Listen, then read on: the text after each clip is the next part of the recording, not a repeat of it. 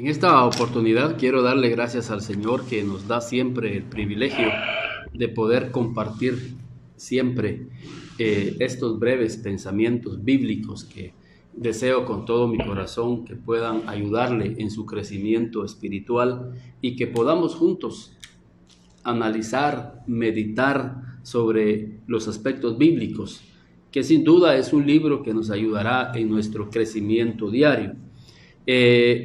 A Dios gracias que me da el privilegio de poder compartir muchas conferencias y muchos temas en muchos sectores de Zacapa.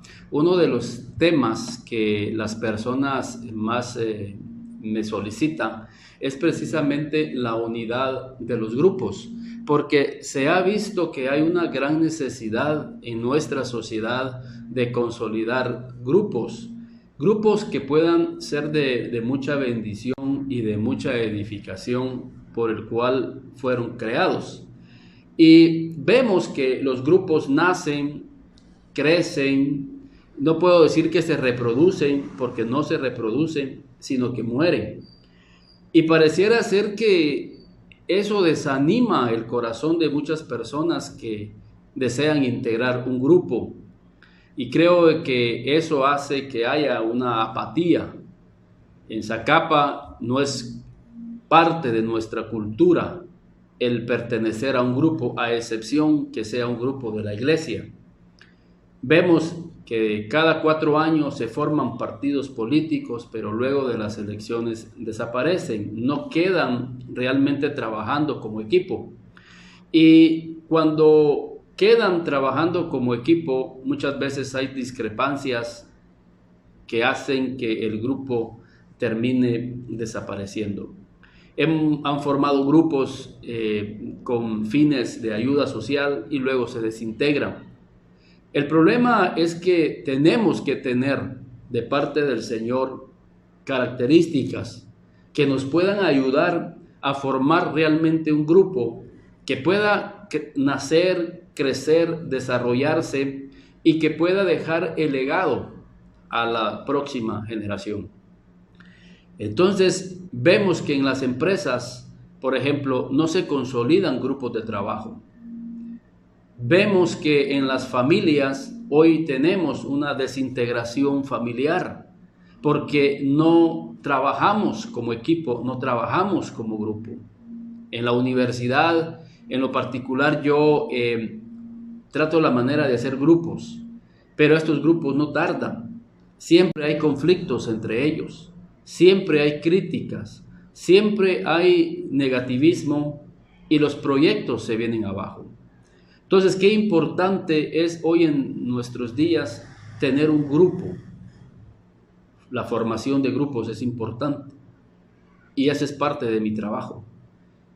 Y siempre me voy a la Biblia porque Jesús consolidó un grupo de 12 hombres comunes y corrientes que hasta el día de hoy somos el fruto, somos el reflejo, somos el resultado de ese grupo.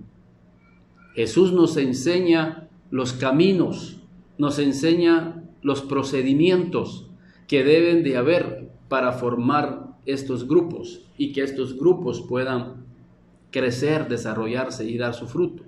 Es lamentable que muchas veces se invitan a grandes profesionales para que lleguen a las empresas a dar temas sobre formación de grupos, trabajo en equipo y que los grupos sean productivos y que los grupos puedan tardar. Y dejamos por un lado el maestro, Jesús. Él consolidó un grupo. Ese grupo hasta el día de hoy supo trabajar, supo aplicar lo que su maestro les enseñó para poder de alguna manera trabajar en equipo.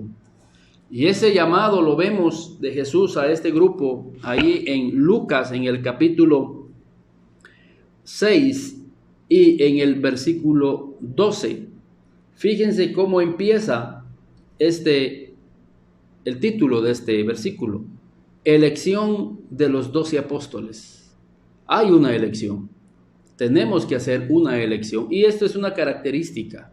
A la hora de formar grupos, que tú vas a formar tu grupo, vas a formar tu equipo en la iglesia, que vas a formar tu equipo para poder trabajar un proyecto ministerial o un proyecto social, tiene que haber una elección. Muchas veces nosotros queremos formar un grupo y tiramos al azar quienes quieren participar. Y está bien porque la primera característica de una elección es el deseo y el querer de una persona, el estar dentro de ese grupo. Es una pieza importante. No podemos tener a alguien a la fuerza dentro de nuestro grupo. Jesús no forzó a nadie.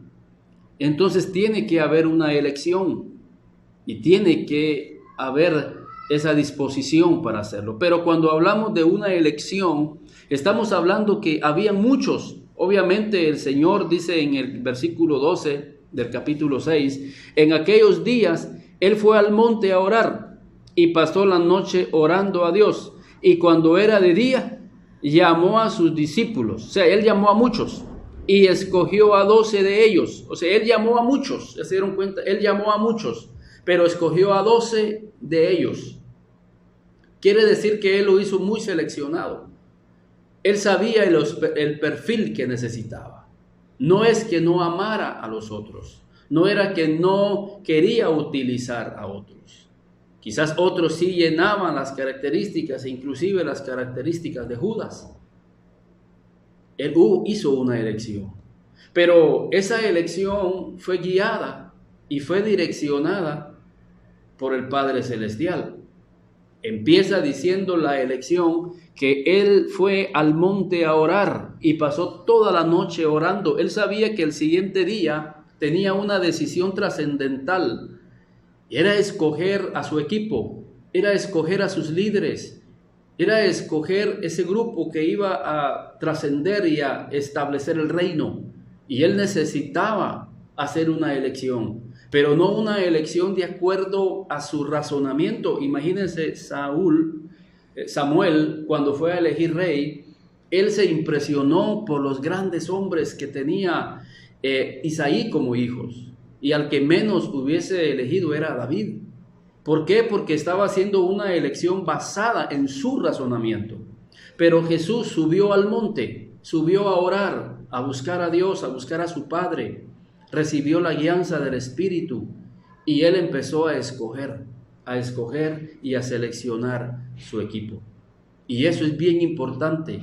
¿Por qué fracasan los grupos? ¿Por qué fracasa el equipo que hemos formado? Porque no hemos recibido una guianza de parte de Dios para saber eleccionar, para saber seleccionar. Imagínense, en las empresas hay profesionales que se les llama selección de personal y fueron personas preparadas para eso.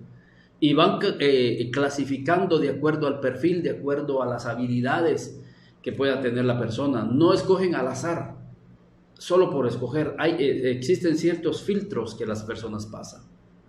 El Señor Jesús obviamente llamó a 12, a los cuales Él llamó apóstoles posteriormente. Personas que llenaban ciertas características que hicieron que ese grupo fuera un grupo realmente que dejó mucho fruto, y somos el resultado de ese grupo. Ahora, alguien preguntará, ¿pero por qué escogió a Judas? Bueno, Dios tenía un propósito por el cual tenía que escogerlo. Entonces, es una característica maravillosa que nos enseñará a nosotros a dejarnos direccionar por Dios y buscar su presencia, permanecer en el monte de Dios, pedirle la guianza, pedirle la dirección a Dios. Señor, dame las personas con las cuales yo voy a trabajar. Muchas veces pensamos que eso no tiene, que Dios no tiene por qué meterse en ese asunto. Dios nos da la sabiduría. Jesús tuvo que buscar la sabiduría de su Padre. Entonces ya consolidó el grupo y ahí están los grupos, ahí están los 12 hombres. Ahora había que trabajar en ellos. Cuando yo doy ese curso sobre formación de grupos, no me refiero tanto a formar grupos en número, sino a formación, tener una formación educativa, poder llegar con ellos y decirles que no es parte de nuestra cultura trabajar en equipo, pero que queremos a través de la palabra el poder tener y fomentar esa cultura dentro de nosotros.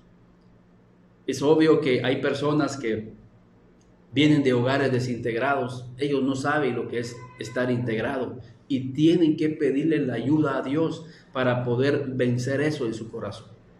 A veces son personas que fueron rechazadas y tienen eso en su corazón y no se pueden integrar. A veces son hijos únicos que los primeros 7 años de vida en su hogar ellos recibieron toda la atención y cuando tratan la manera de integrarse al grupo tienen ciertos problemas.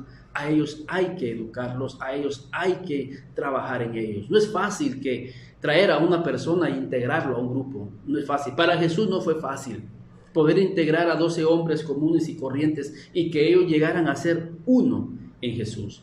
Jesús tuvo que trabajar con ellos. Es más, el ministerio de Jesús durante 3 años y medio se centró en trabajar con estos hombres para que cuando Jesús subió al cielo nuevamente de su Padre, había trabajado en ellos y había formado en sus corazones un grupo sólido y fuerte. Y este es el punto, hay que trabajar. Si tú vas a formar ese grupo después de pedirle al Señor la dirección y los escogiste, si son tus amigos, porque eso es importante.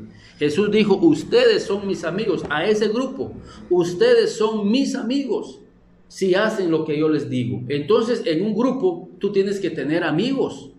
Pero ahí estaba Judas y Judas no era un amigo de Jesús, pero sabemos que él llegó con un propósito de parte del Padre.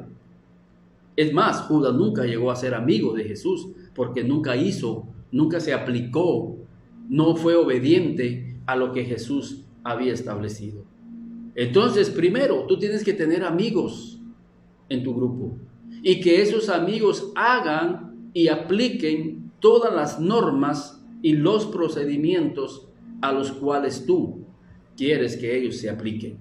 De lo contrario, si hay una persona desobediente, creo de que eso puede traer problemas. Y eso ha sido un factor de por qué los grupos se desintegran, porque hay personas que no son obedientes. Y los queremos seguir teniendo en nuestro grupo.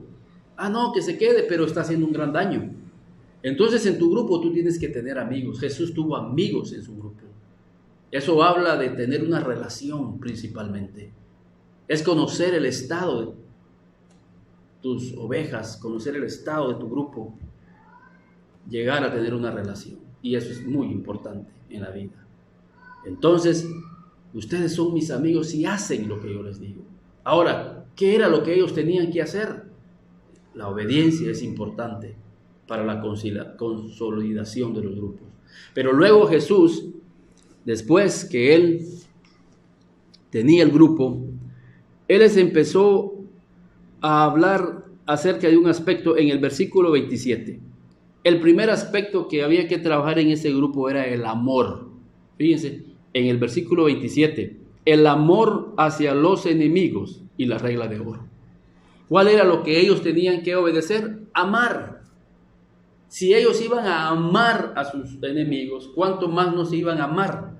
¿Quieres que el grupo esté consolidado? Tienes que enseñarles a amarse los unos a los otros.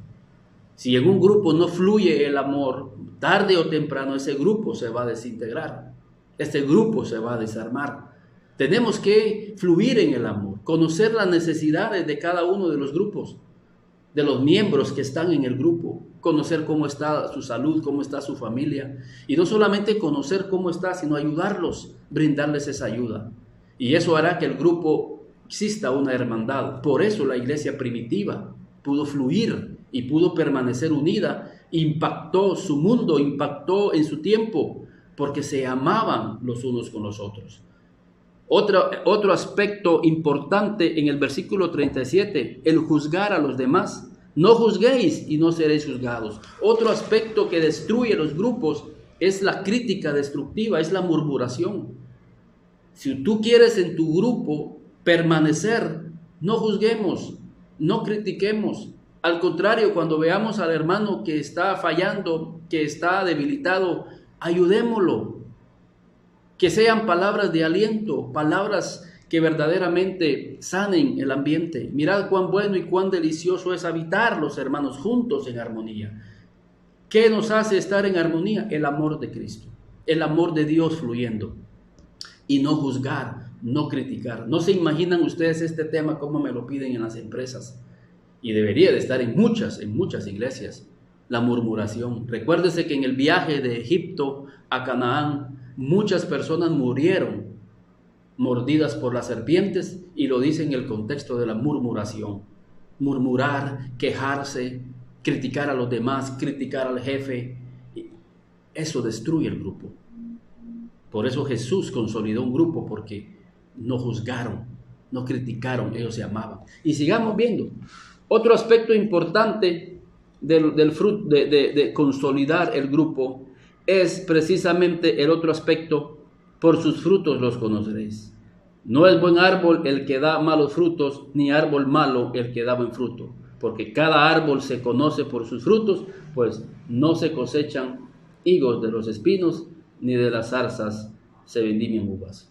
Debemos de entender que nuestros actos van a hablar de una identidad del grupo. Tu grupo tiene que tener una identidad. Y nuestro grupo es la identidad de nuestro grupo es Cristo.